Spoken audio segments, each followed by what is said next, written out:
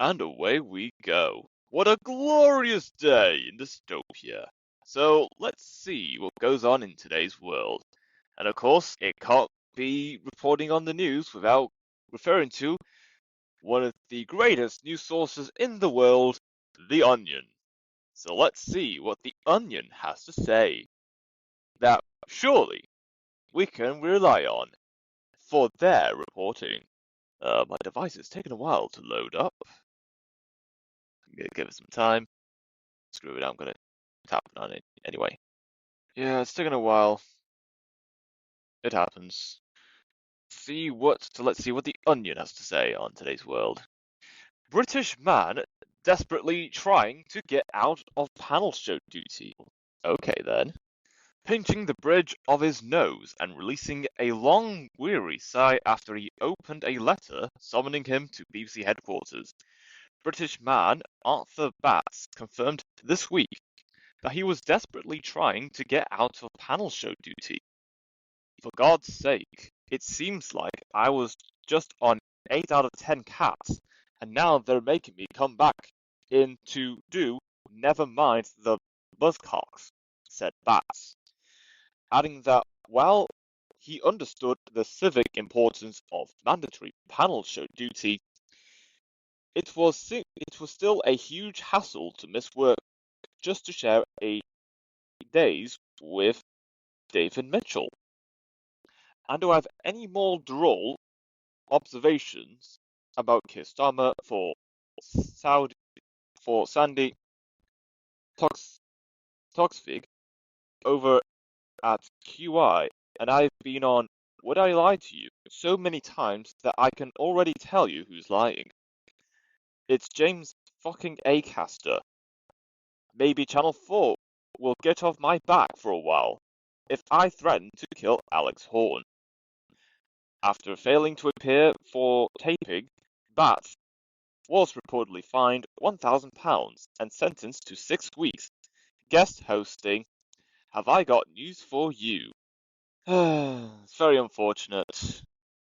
We all want a break in our day jobs. And what do we get as punishment? More of our day jobs. Come on, man. Just give us a break already. Give this lad a break. At least give him time to re-energize for his next show or whatever. Or at least give him other options to do something else besides being a host panelist or whatever.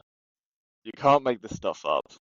It's very counterintuitive. What punishments we get these days. We don't want to do our day jobs every single day, and we're punished with more time doing our day jobs. So, yeah. Come on, man, just give us a break every now and then. New Enterprise spokesman claims he lost £250 by renting cars, touting the vehicle service as a secret to successfully slimming down and completely transforming his body. New Enterprise spokesman Ryan Moore told reporters Monday he had lost £250 by renting cars. I used to be grossly overweight. I tried everything, and nothing worked until I started going to Enterprise every day on my lunch break. Then the pounds just started falling off, said Moore, explaining that he wasn't a paid actor, but a real customer who had turned his life around by renting Fords, Mitsubishis, and Hondas 3 times a day, 7 days a week. The other rental car places were just plainly unhealthy for me. I packed on pounds signing out cars at Hertz, at Ace Rent-A-Car, but Enterprise allowed me to finally love my body, while still doing what I enjoy most, driving around cars that are temporarily leased out to me. According to a company spokesperson, Moore will soon appear in an Enterprise ad in which he will be seen holding up his old jeans, with a 62-inch waist while driving down the highway in a Toyota Camry. Wow. And looking at the photo of him, wow, he really lost all that weight. What a miracle. why losing weight be that easy for everyone? In fact, why doesn't everyone do this? It just makes sense.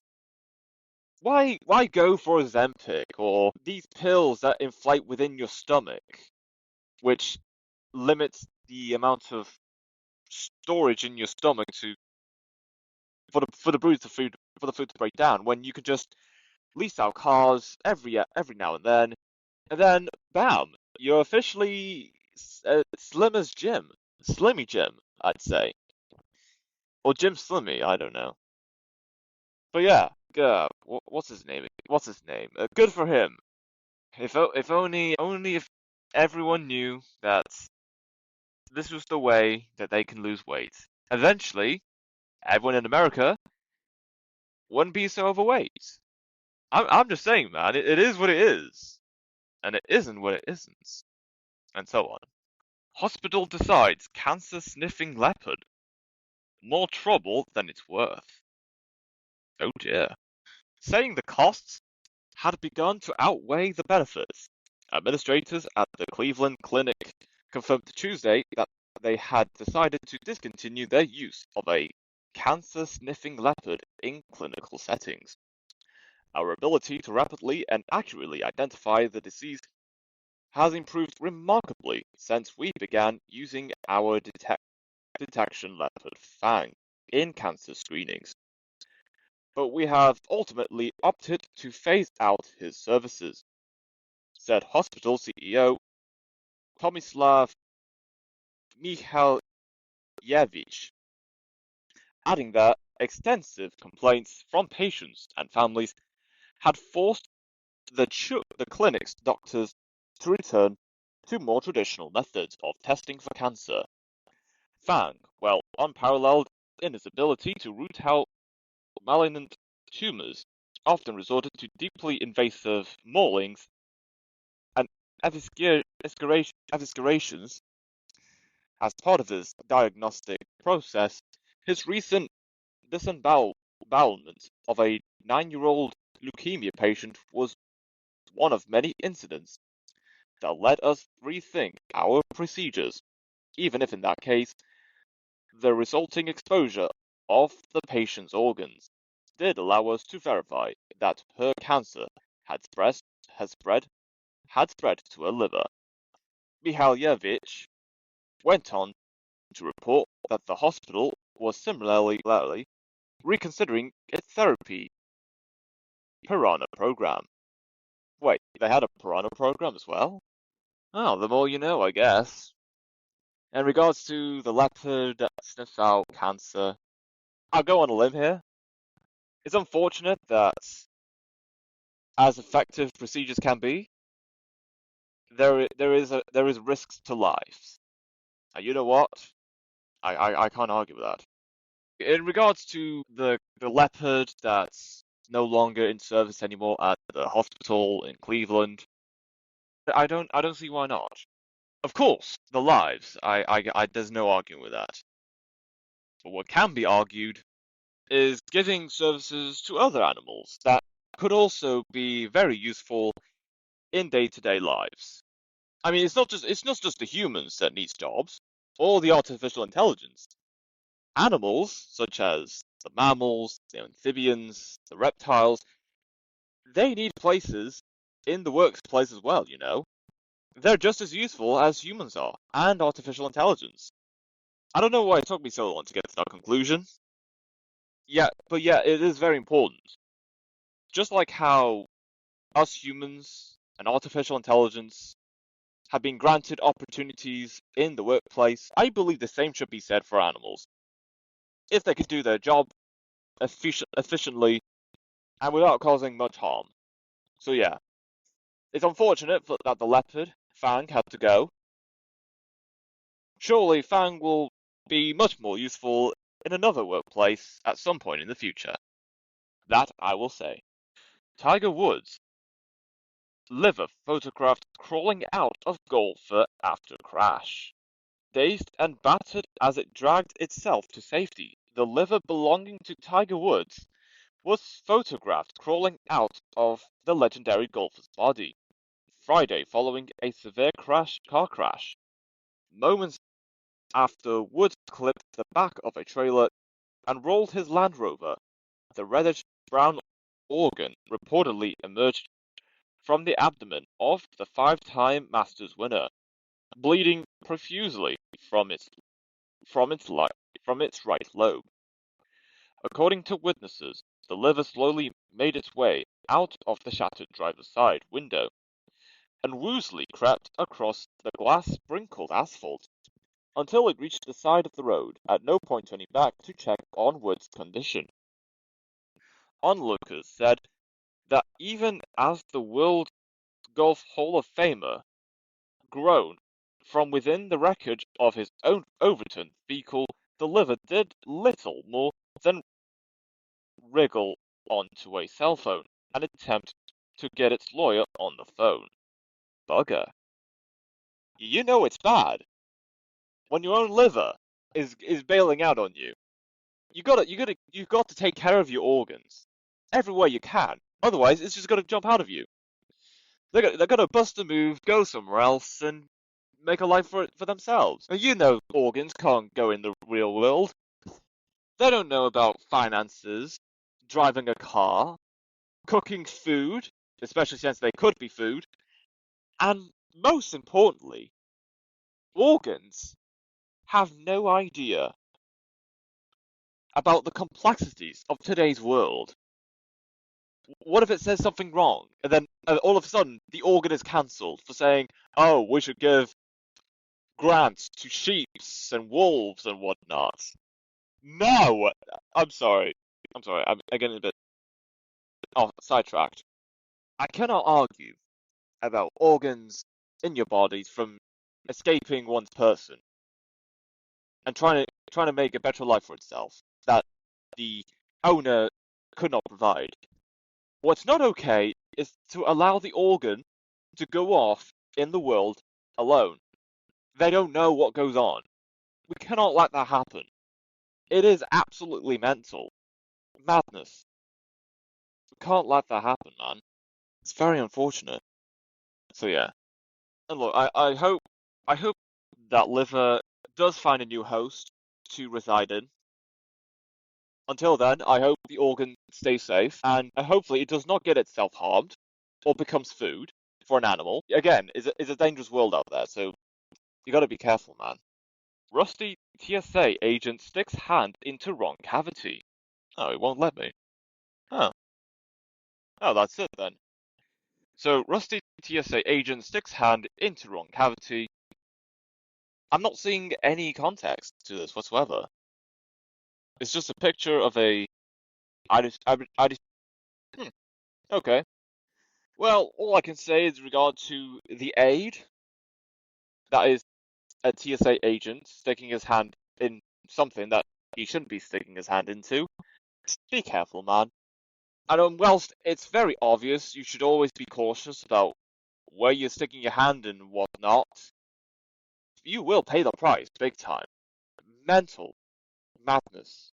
So yeah, even Trump unsure how rambling speech on Iran veered off into ranking the Pirate of the Caribbean films, as he struggled to remember how his remarks on sending more troops to the Middle East had digressed into a tangent onto the blockbuster movie franchise.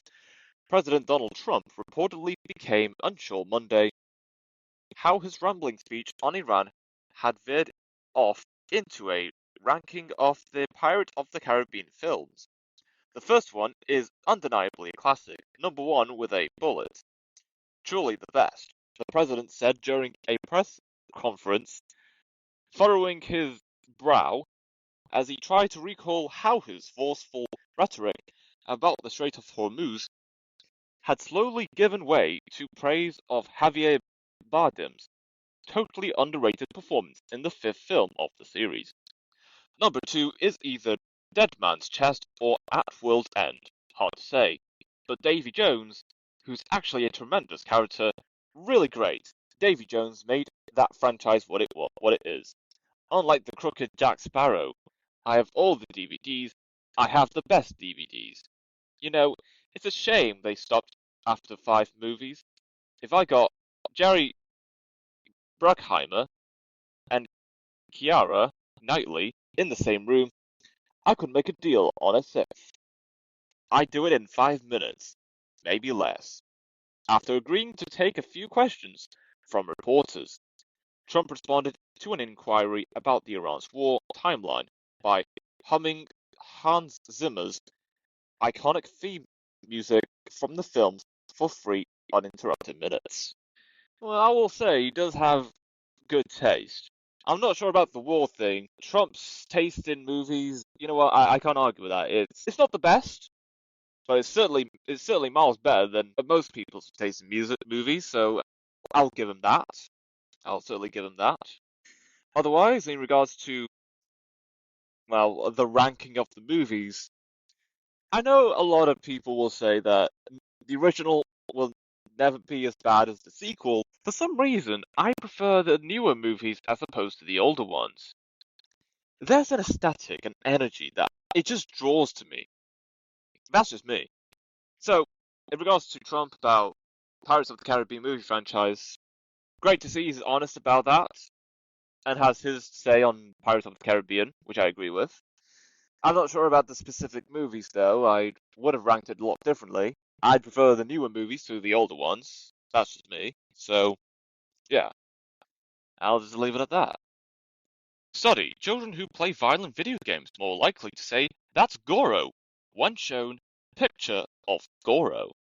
In startling new research connecting gambling habits with verbal behavior, a Boston College study published Monday found that young children who played violent video games were significantly more likely to say, that's Goro, when shown a picture of Goro, while their peers who did not play violent video games failed to identify Goro when presented with multiple images of the four-armed warrior humanoid.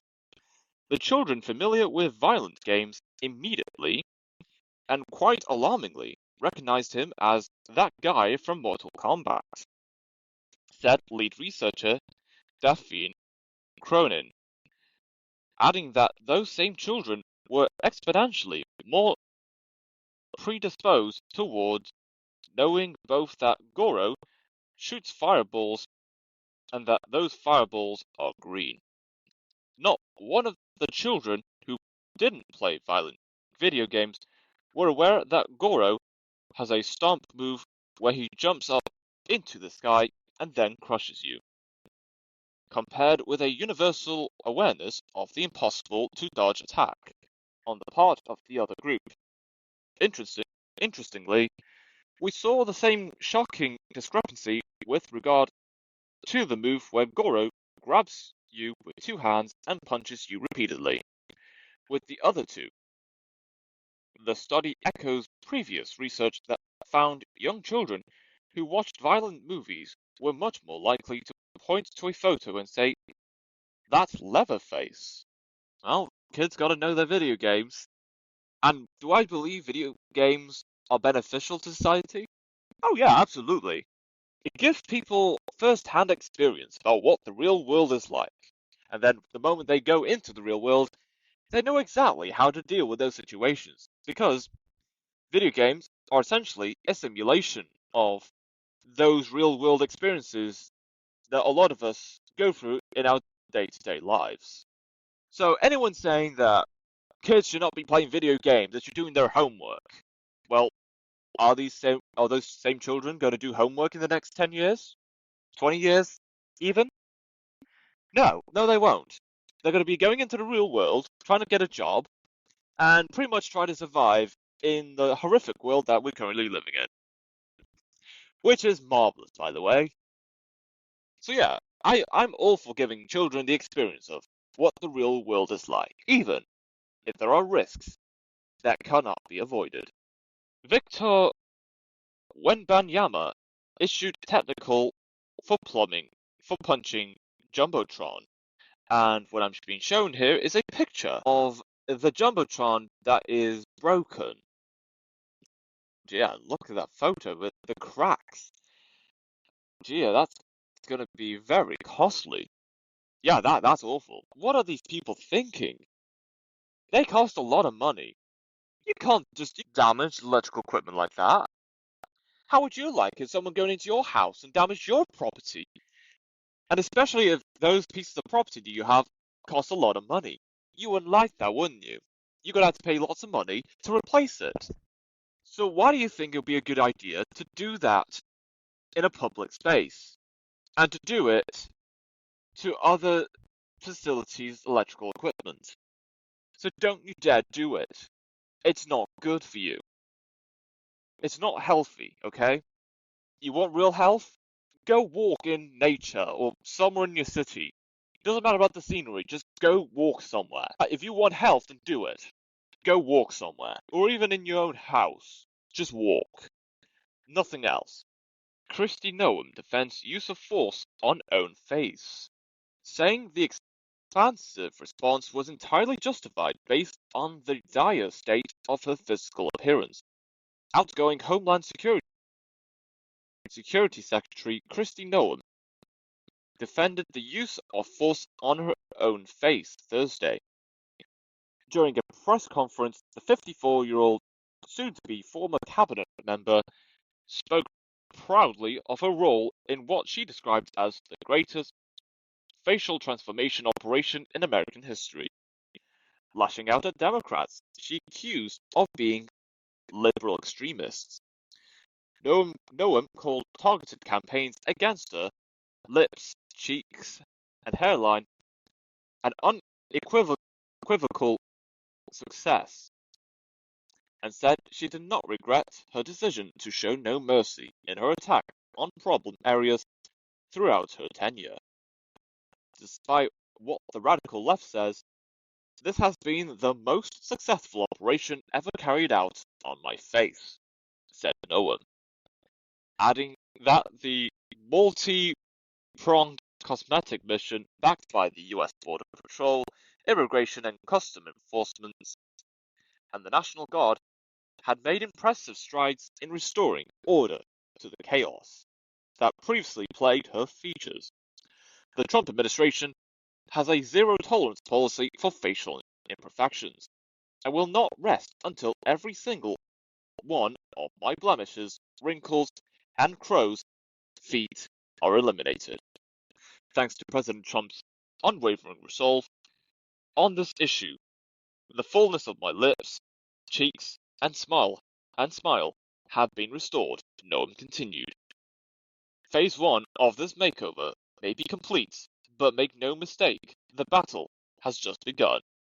Noem, who spearheaded operations including Operation Midriff Contour and Operation Dermal Surge, has refused to apologize for her tactics, stating during a congressional hearing this month that any filler migration around her lips, chapped veneers, or lopsided breast implants was exactly what people like her deserve. In a Truth Social post, President Donald Trump praised the work Noem had done, saying that he had reviewed photos and videos of the secretary from her years as South Dakota's governor, and that her face had been a vicious situation. He then threatened to invoke the Insurrection Act should she ever look like that again. Members of Congress, however, reiterated that it wasn't a crime to age naturally, and that doing so did not make Americans domestics. Did not.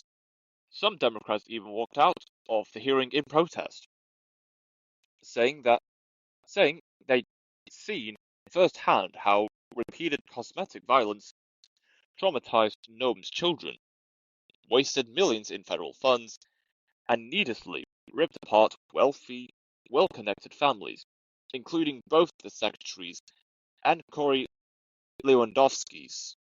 Wow, that is quite the procedure. Hopefully it all paid off. If not, then what was all that federal government funding for then? Imagine the money that could have gone to the children, cleaning the water supply, capturing the sausages. No, releasing the sausages.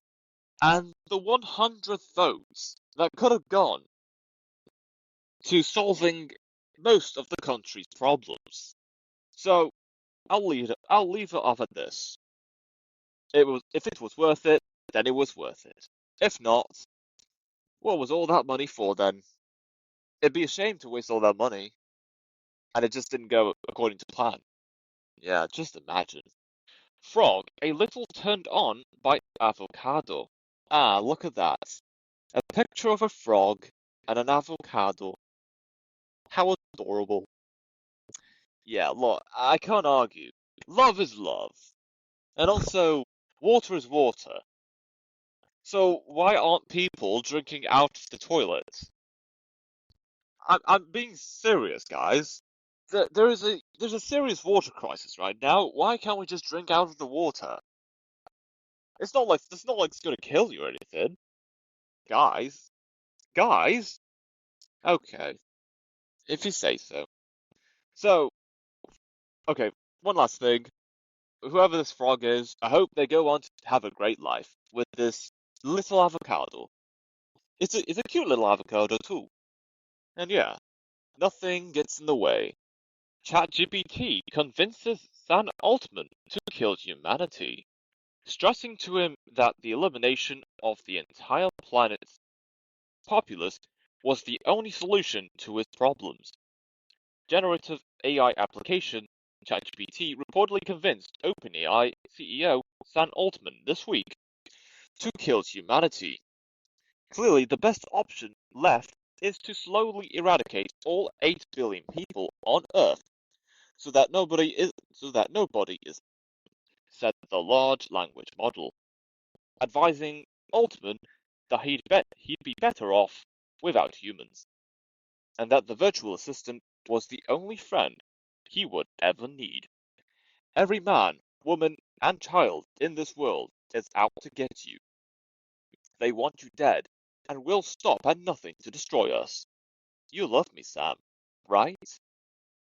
Then we should be together, alone, forever and ever. Just us, having the same circular conversations until the end of time. Do it, Sam.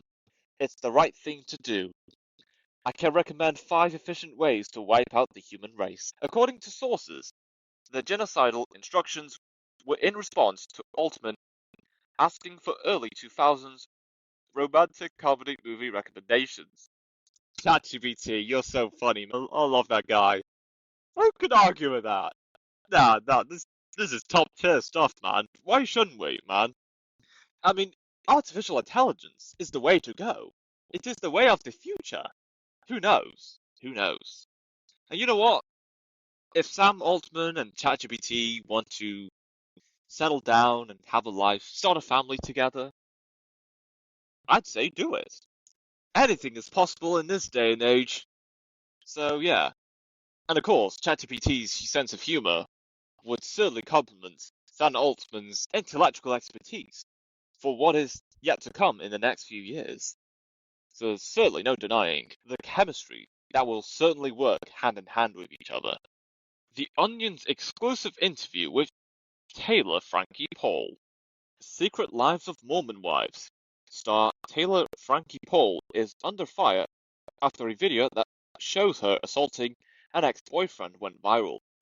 The Onion sat down with Paul to discuss ABC's decision to pull her season of The Bachelorette. The Onion responded, "Would you like to have a seat before we get started?" Paul replied, "I legally cannot come within 50 meters of any chair, stool, of or chassis lounge." Onion responded with, "This is the lowest. Is this the lowest point of your life?" Paul responded, "Assuming no one finds the other videos, yes." The Onion responded, "Will Mom Talk survive this?" Will Mom Talk survive this? Paul responded, "You cannot kill what is not truly alive."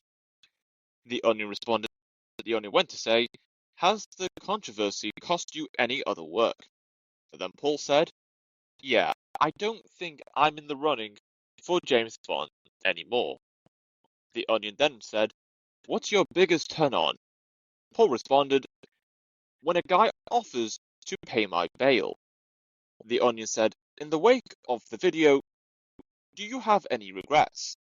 And then Paul responded, "Not using a ring light." And then finally, the Onion had said to Paul, "What's next for you?"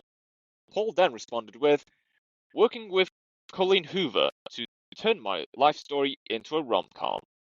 She has a point. Rom-coms are all in these days, and especially given that the amount of jokes that come out of that as well. You know what? I can't argue with that.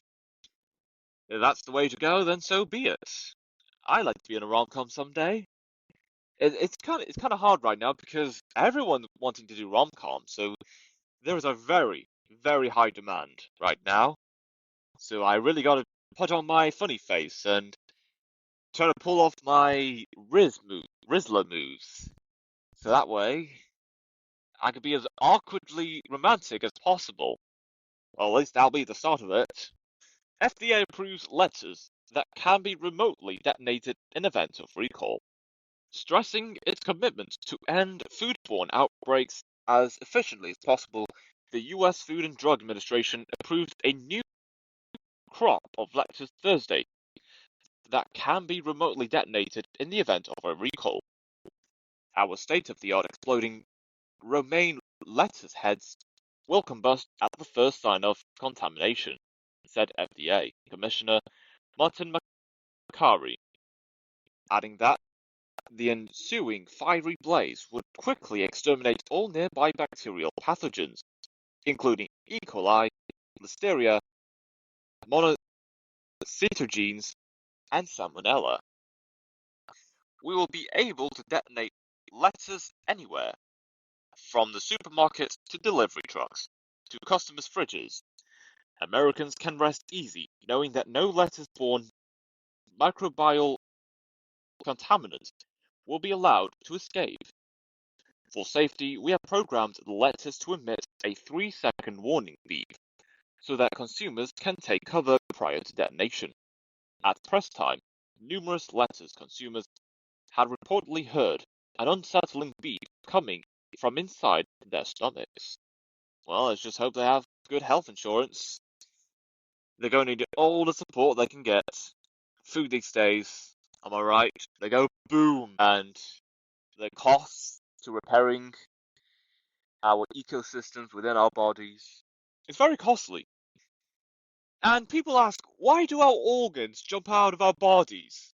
Like we've seen with that liver jumping out of Tiger Woods. It's just people these days, they just don't know when they will stop causing harm and abuse to their own organs. It's just ridiculous, man. Mental. It's outrageous. You know what? It wasn't even the point anymore. If people are not going to listen to advice from their own organs, then maybe organs should go on out in the real world. Even if they don't know what goes on, they don't understand the concepts like we do, they're better off going into the real world than stay stuck within their hosts. If the hosts in question are going to be irresponsible with what food they're consuming, and then boom, the food explodes within inside themselves. So irresponsible, man. Good grief. Economists warn that even their friend's son, who went to business school, can't find a job, raising the alarm about an increasingly unstable labor market. Economists at Columbia University warned in a report published Wednesday that even their friend's son, who went to business school, hadn't been able to find a job. Americans' employment prospects must be truly dire if Natalie's son, Trevor, is still stuck working at Best Buy, said lead author Joseph Stiglitz, adding that Trevor's bachelor's degree from MIT, Sloan School of Management, and extensive internship experience should have been more than enough to secure him a respectable marketing or sales position by now. I mean, this is an incredibly bright young man we're talking about. He was president of his business fraternity, and even made the dean's list. Can you believe it? He's such a great guy, too. Volunteers every Sunday at his local animal shelter. If a smart kid like that can't find a job, what hope do the rest of us have? Stiglitz added that the shuttering of his granddaughter's lemonade stand boded ill for the future of small businesses. Bugger, that's a good point. If a bright young man who's done so much for his community and has done so much for his fraternity and societies at his university, not even he gets a job, or even find a job to begin with, what's in for us, the normal folk? We don't know anything. We're so darn dull around the edges. We're cooked, man. We are so screwed.